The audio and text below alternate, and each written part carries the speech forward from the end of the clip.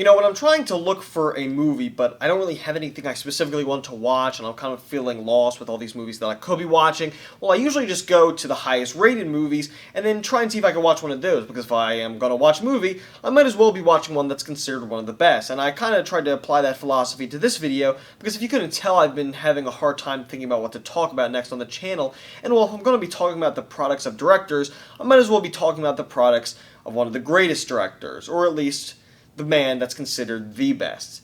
We're talking about Stan the Man Kubrick. A lot has been said about Stan, and yet I find that the most crucial question about him, is he overrated, has yet to be asked on this platform, which I find particularly odd considering the fact that this would have been prime content back in 2014 for some mediocre video essayist to make a video on this, and then for said video to get millions of views. But no one hopped on that train, but it's coming by the Lightspeed Brothers station, and I'm buying a ticket.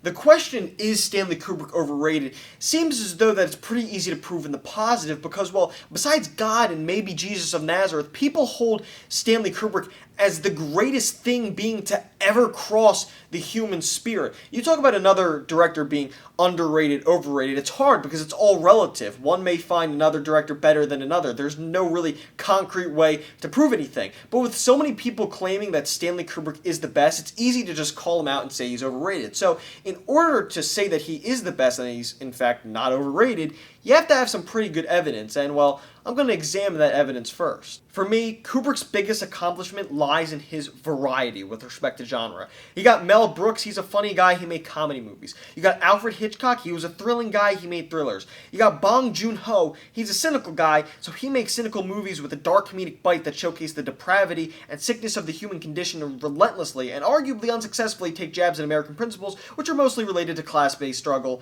Everyone's got their shtick. It seems as though every director has a comfort zone, but Kubrick went to every single genre and conquered them. War, sci-fi, historical epics, crime, comedy, horror, romance. Kubrick tackled everything across the board and made an imprint in all of them. It feels like all anti-war films try to capture the righteous anger of Paths of Glory and the sickly humor of Full Metal Jacket.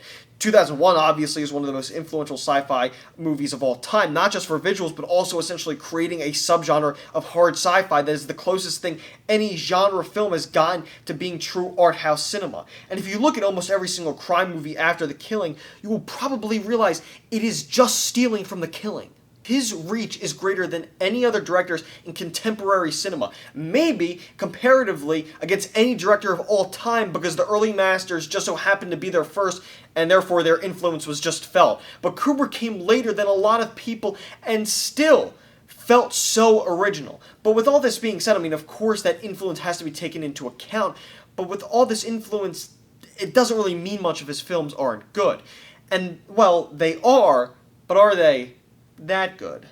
I think if you look at these films individually, I think it's hard to say pound for pound he's the best purely out of how all over the place they are in quality. I mean, you have Dr. Strangelove and The Shining, which are both absolute gems of filmmaking, and then you got stuff like Spartacus and Fear and Desire 2, which is just Fear and Desire. Across the board, Kubrick is just not as strong as people make him out to be. The Killing and Paths of Glory are both great films, but I have a hard time contending that they're some of the best ever. Eyes Wide Shut disappoints, and as far as Full Metal Jacket goes, I love it, but as it keeps on going and keeps on going to this cartoonishly dark edge, it feels as though that kind of loses its impact as a cynical piece of anti-war cinema. It feels unearned, especially when you have a protagonist that is so pretentious and so much of an asshole when it comes to commenting on war that I have a hard time sympathizing with him or his journey at all.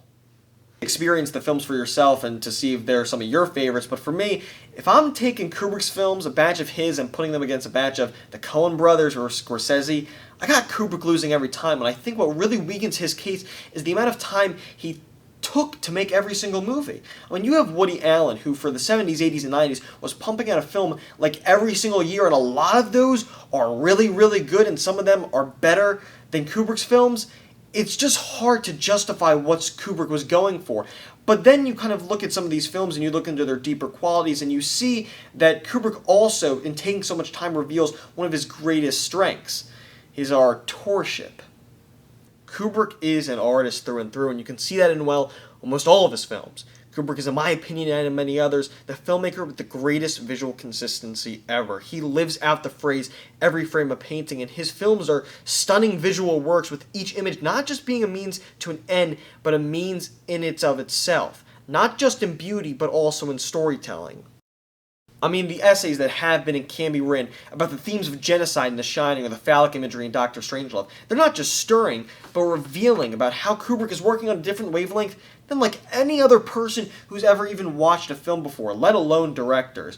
And the fact that this wavelength is found in all of his works, that Kubrick has an incredible sense of imbuing his worldviews, his nihilist but strangely funny and also kind of sort of optimistic opinions on life into these films, and the fact that that's tangible, that the tone of all of his films have a shared DNA, speak volumes about him as an artist and an auteur in film. But then you just have to take all of that out and look at Kubrick as not just a cinematic storyteller, but just as an entertainer.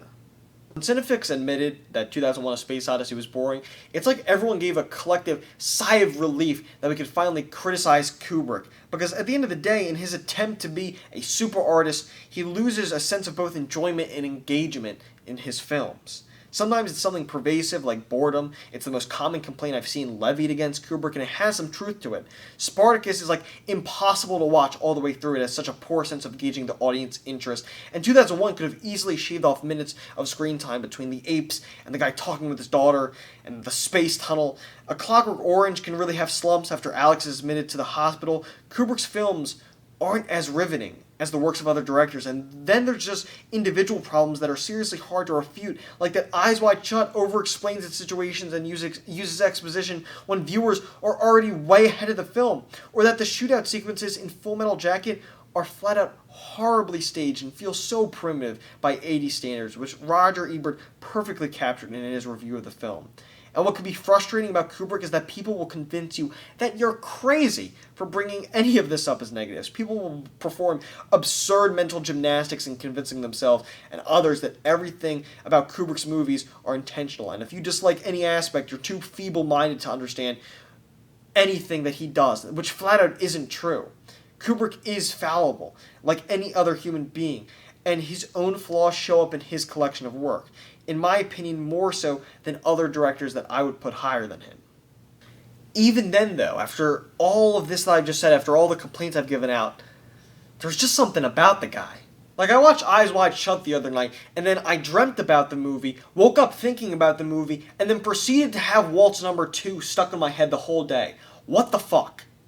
What many others have said, and what I must concede, is that there is something about his films that linger. There's like a residue that continues to remain and be stuck in your head for maybe even years after you've seen a film. There's something about the imagery and the themes that stick with you, and he elicits certain emotional responses from people that is just unseen when it comes to other directors. I mean, my sister, who is practically immune to horror movies, found The Shining deeply disturbing and frightening. My uncle flat out screamed at the ending of The Killing and how exciting it was and how unexpected it was.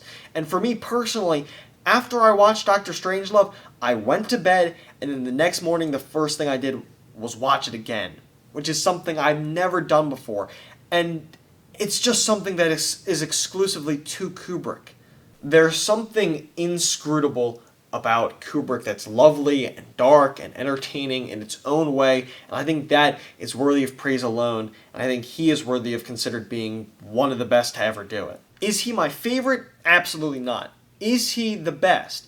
In my opinion, no, but I still think that he has one of the most solid claims to be called the best director ever, even if some of the praise is unwarranted, and even if he is an overrated director. I also want Nicole Kidman to stop looking at me that way, goddammit.